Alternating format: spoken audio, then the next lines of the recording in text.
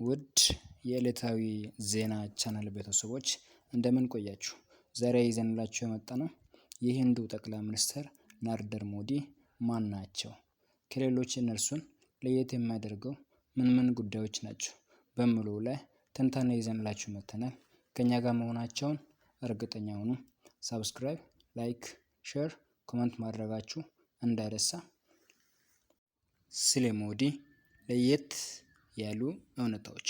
ሞዲ በአስሮች እድሜ ላይ ሳሉ ለአጭር ጊዜ ከሀገር ሀገር የሚዘዋወሩ መነኩሴ ነበሩ። ለ2 ዓመታት ወደ ተለያዩ የህንድ ግዛቶች በመዘዋወር የተለያየ ባህላቸውን እና ታዋቂ የህንድ ቤተ መቅደሶችን ለማወቅ ችሏል። በቤተሰቦች አመቺነት በአፍላ እድሜያቸው በአውሮፓውያኑ በ1968 ከጃሽ ዳቢያን ሞዲ ጋር ጋብቻ መስርቷል። ብዙም ስለ ትዳር ህይወታቸው የማይናገሩት ጠቅላይ ሚኒስትሩ ልጆች የሏቸውም። ባለፈው ዓመት ምርጫ ወቅት ልጆች የሉንም፣ ለእናት ልጆች ነው እየሰራን ያለነው በማለት በይፋ ተናግሯል። በአውሮፓውያኑ በ1970ዎቹ የህንድ ጠቅላይ ሚኒስትር የነበሩት ኢንዲራ ጋንዲ በመላው ሀገሪቱ የአስቸኳይ ጊዜ አዋጅ ደንግጎ የሞዲ ድርጅትን በማገድ በርካታ ተሳታፊዎችን ሲያስሩ፣ ሞዲ የሲክ መነኩሴ መስለው ከእስር አመልጠዋል። ጠቅላይ ሚኒስትር ናሬንድራ ሞዲ ከፖለቲካ ባሻገር በርካታ መጽሐፍ ያላቸውን ደራሲ ሲሆን በጉጃራታ ቋንቋ የስነ ግጥም ስብስቦችንም አሳትመዋል። ሞዲ በሚከተለው የጾም ስርዓት የሚታወቁ ሲሆኑ በአንዳንድ ወቅቶች ሙሉ ለሙሉ ለ9 ቀናት ራሳቸውን ከምግብ አቅበው ትኩስ ውሃ ብቻ በመጠጣት እንደሚጾሙ ይነገራል። እንዲሁም ለ4 ወራት በሚቆየው የጾም ወቅት በቀን 1 ጊዜ በመመገብ በመጾሙ ይታወቃሉ። ከ10 ዓመታት በላይ በህንድ የጠቅላይ ሚኒስትርነት ወንበር ላይ ያሉ ጠቅላይ ሚኒስትር ሞዲ እስካሁን አንድም ጊዜ ጋዜጣዊ መግለጫ ሰጥቶ አያውቁም። ነገር ግን በጥንቃቄ የተዘጋጀ ጥቂት ቃለ ምልልስ ሰጥቷል።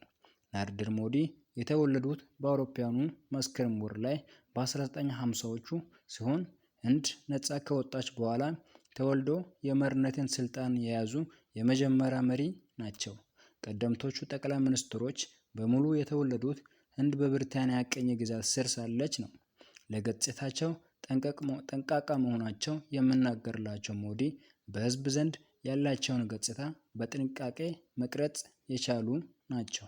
ከአለባበሳቸው አንጻር በትውልድ አካባቢያቸው የሚታወቀውን ባህላዊ ልብስ የሚያዘወትሩ ሲሆኑ ፎቶአቸው በሰፊው ህንድ ውስጥ ከግዙፍ ማስታወቂያ ሰሌዳዎች እስከ ኮቪድ ክትባት የማይታይበት ቦታ የለም። ከህንድ ጉጃራታ ግዛት በዝቅተኛ ደረጃ ተነስቶ በዓለም ታላላቅ ምጣኔ ሀብት ካላቸው ሀገራት መካከል አንዱ ለረጅም ጊዜ ለመምራት ችሏል። ሞዲ ወደ ፖለቲካ ዓለም የገቡት ገና በለጋ ወጣትነት እድሜያቸው በሃያዎቹ የመጀመሪያ ላይ ሲሆኑ በኃይል የህንድ ብሔርተኛ ፓርቲ ባህርቲያ ጃናታ ፓርቲ ቢጄፒ ውስጥ በተለያየ ኃላፊነት ደረጃዎች ውስጥ አልፏል። በአውሮፓውያኑ 2001 የጉጃራታ ግዛት ዋና አስተዳዳሪ፣ በ2014 የህንድ ጠቅላይ ሚኒስትር በመሆን ከፍተኛ ስልጣን ጨበጡ። ከ10 ዓመታት በላይ በመሪነት ስልጣን ላይ የቆዩት ሞዲ በህዝብ ዘንድ ያላቸው ተቀባይነት ከጊዜ ወደ ጊዜ በመጨመሩ ለሶስተኛ የስልጣን ዘመን ባለፈው ዓመት በተካሄደው ምርጫ አሸንፏል። ጠቅላይ ሚኒስትር ሞዲ በህንድ ውስጥ ያላቸው ተቀባይነት የተለየ በሂንዱዎቹ መካከል ከፍተኛ ሲሆን ድጋፋቸውንም ለማጠናከር የህንድ እምነት ቤተ መቅደስ ሰዎችን ይጎበኛሉ። የህንድ ሙስሊም እምነት ተከታይ ቡድኖች ግን በሞዲ የስልጣን ዘመን በሀገሪቱ ውስጥ አድሏዊ እና ጥቃት በተደጋጋሚ እንደሚገጥማቸው እና እንደ ሁለተኛ ዜጋ እንደሚኖር ቅሬታ ቢያሰሙም ገዢው ፓርቲ ግን ይህንን ያስተባብላል። ናሬንድራ ሞዲ የሚከተለው የፖሊሲ ሀገራቸው ከሁሉም ሀያላን ሀገራት ጋር በጋራ ጥቅም ላይ የተመሰረተ ግንኙነት እንዲኖራት ማድረግ ነው። በዚህም ከአሜሪካ፣ ከአውሮፓ እና ከሩሲያ ጋር የጠበቀ ግንኙነት መፍጠር ችሏል። በዓለም አቀፍ መድረክ ላይ ያላቸው ተደማጭነት ከፍተኛ ሲሆን የአፍሪካ፣ የእስያ እና የሌሎች የመልማት ያሉ ያሉ ሀገራትን ጉዳዮች አንስቶ ይከራከራሉ። በተለየ ባዮቹ 23 ህንድ ባስተናገደችው የቡድን 20 ጉባኤ ላይ በማደግ ላይ ያሉ ሀገራትን ድምፅ በማሰማት በዓለም መድረክ አድናቆትን አግኝቷል። ምንም እንኳ እየጨመረ ያለው የስራ እጦት ቁጥር እና የዋጋ ንረት ምክንያት ትችት ቢገጥማቸውም ጠቅላይ ሚኒስትሩ በህንድ ውስጥ ልማትን በማስፋፋት እና በህዝባዊ መድረኮች ላይ በመገኘት ተወዳጅነትን በማትረፋቸው እርሳቸው በተደጋጋሚ ከመመረጣቸው በተጨማሪ የፓርቲያቸው ተወዳጅነት ጨምሯል። ጠቅላይ ሚኒስትር ሞዲ በህዝብ ተወካዮች ምክር ቤት ምን ተናገሩ? ለይፋዊ ስራ ጉብኝት በኢትዮጵያ የሚገኙ የህንዱ ጠቅላይ ሚኒስትር ናሬንድራ ሞዲ በህዝብ ተወካዮች ምክር ቤት ተገኝቶ ለህዝብ እንደራሳቸው ንግግር አድርጓል።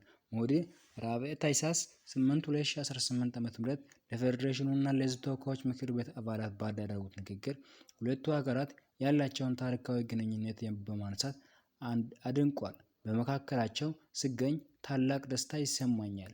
እዚህ በኢትዮጵያ የአንበሶች ምድር በመገኘቴ ትልቅ ኩራት ይሰማኛል ብሏል።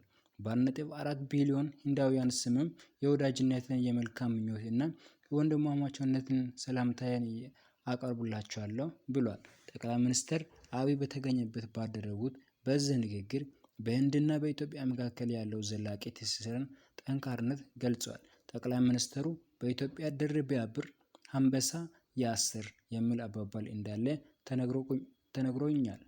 በህንድ ደግሞ ልቦች የሚያብሩ ከሆነ ተራራ መግፋት ይቻላል የሚል አባባል አለን።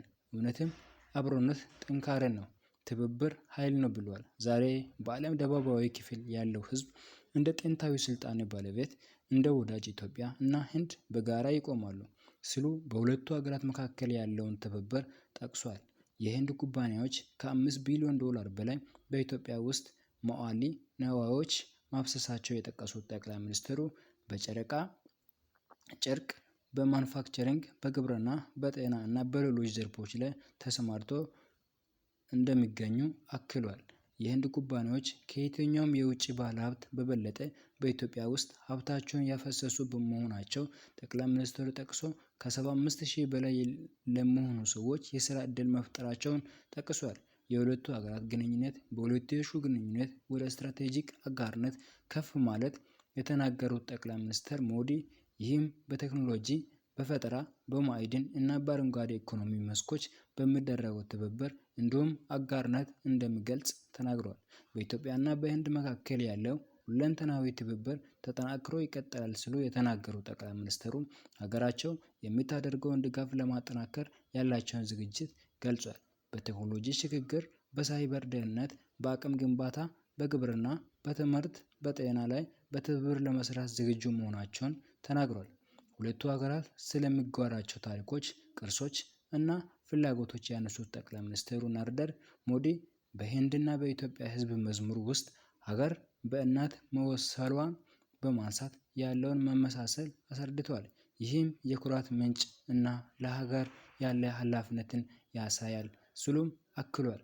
የህንድ ዲጂታል መሰረተ ልማቶች በሀገሪቱ ያለውን የአገልግሎቶች አሰጣጥ እና አቅርቦት ማዘመናቸውን በማንሳት ለኢትዮጵያ ይህን ልምዳቸውን ለማካፈል ዝግጁ መሆናቸውን ጠቅሷል። ጠቅላይ ሚኒስትር ሞዲ ከጠቅላይ ሚኒስትር አብይ አህመድ የክብር ሽኝትም ተሸልመዋል።